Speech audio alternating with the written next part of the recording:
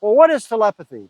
Telepathy is communication from one mind to another. But what if you could purposely, on purpose, communicate with someone?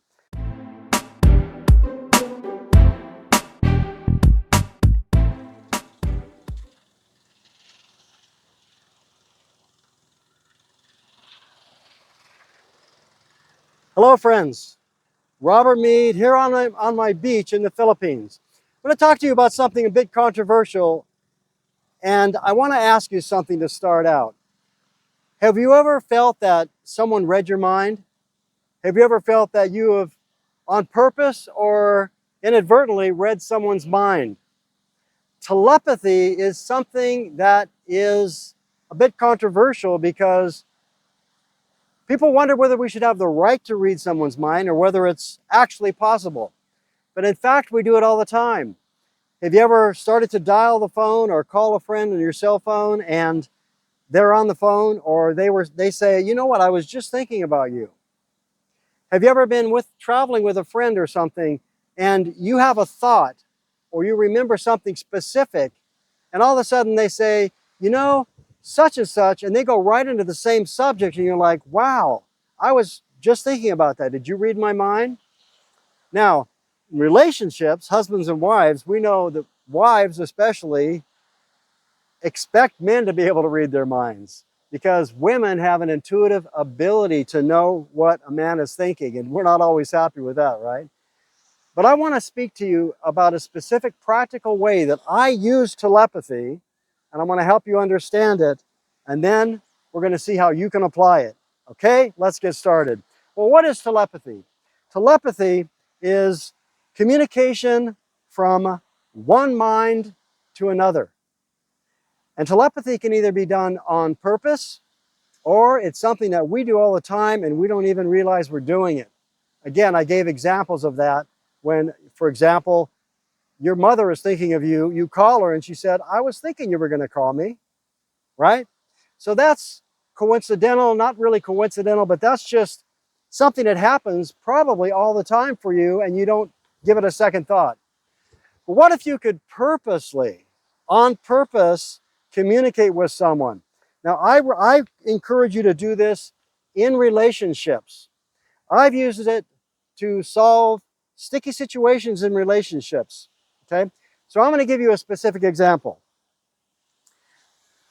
Several months ago, while I was still in Bali, a friend of mine was upset.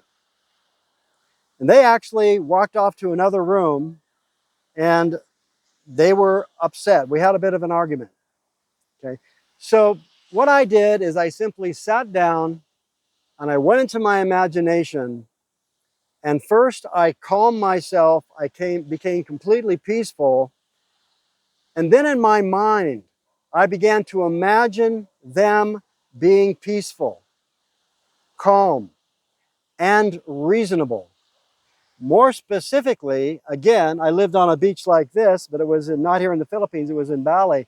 I imagined them coming back out and saying, you know what, let's go down to the beach and watch a sunset. Now, this is something they had never presented that way ever. And the thing about it was, when they came back out, they were completely calm, at peace, didn't even bring up the previous conflict or subject which we had been arguing about, and voluntarily said, you know what, let's go down to the beach and watch the sunset.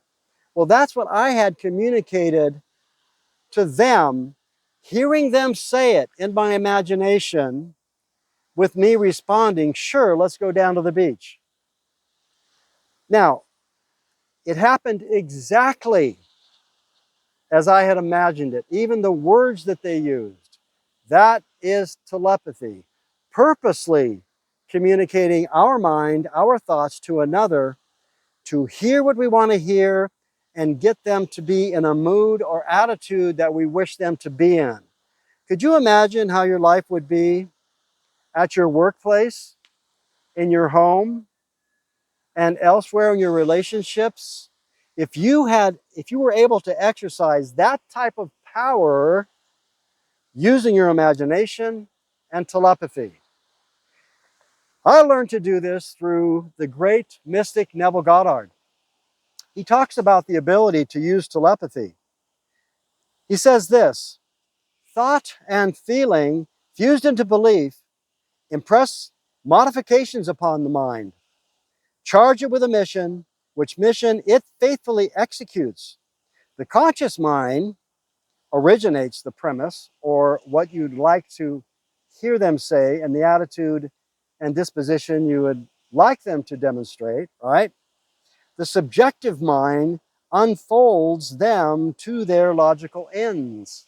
And so our thoughts conveyed to theirs actually affect their behavior and their words. Neville goes on to say, man transmits ideas to the subconscious through his feelings. The subconscious transmits ideas from mind to mind through telepathy. Now, Neville tells us exactly how to do this, and it's very much along the lines that I gave you.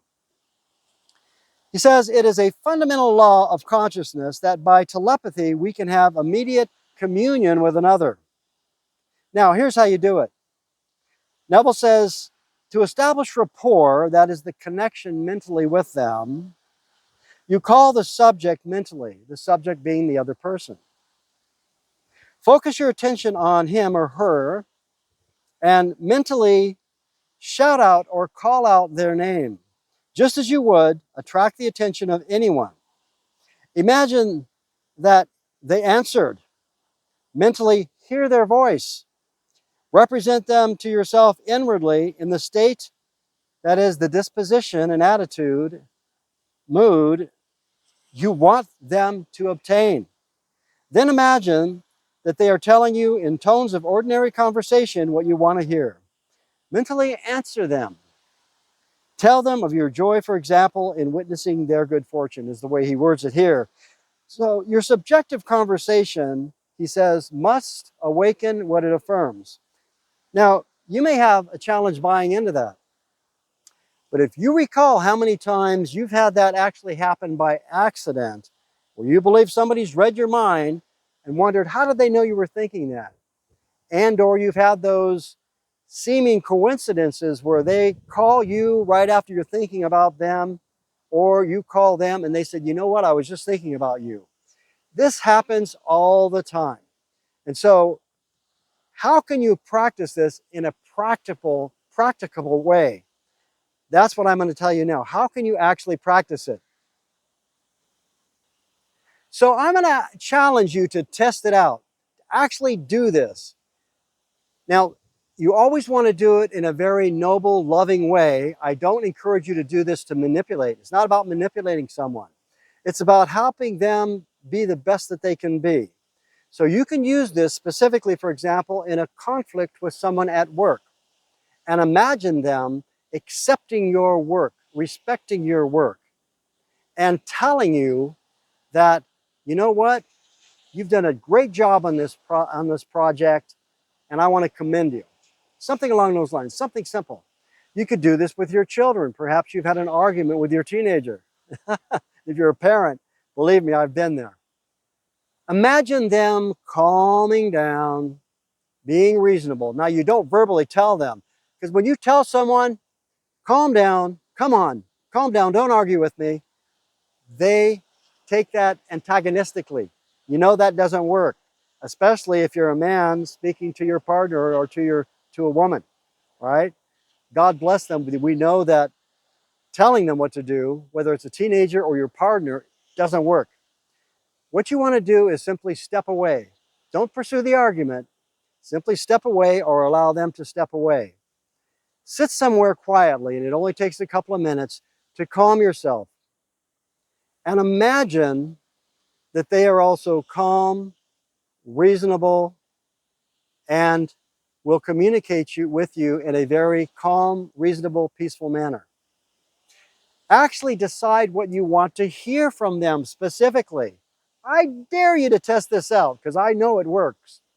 Imagine them saying something. It could be a very short sentence, something indicating that they're calm, reasonable, and them actually saying something like, again, you know, why don't we go ahead and have a nice peaceful dinner together, or whatever you would like to hear from them, or your teenager perhaps, right?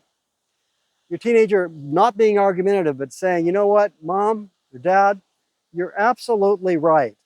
I thought about it, and what you've suggested is very reasonable. So I appreciate your advice, and I'm going to see if I can use it. Now, you don't expect your teenager to talk like that, do you? If you've got an ornery teenager. But expect it. Imagine it, actually hear them doing it. Take a nice deep breath, let it go, and then go back to your activity. Whether it be a few minutes or a short time later, or later that day, you will hear them, they will actually communicate with you in one way or the other, whether it be on a phone or in person, and you will actually have that experience. I dare you to try it. I want you to comment, please, if you've had those experiences, if you've done this before, and what you think about it. Is it too controversial? Is it manipulation? Or is it lovingly assist them to be the best that they can be?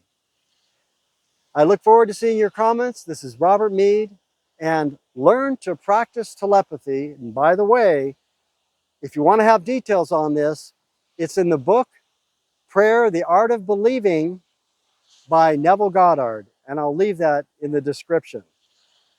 Talk to you again real soon. Have a great day or evening wherever you are.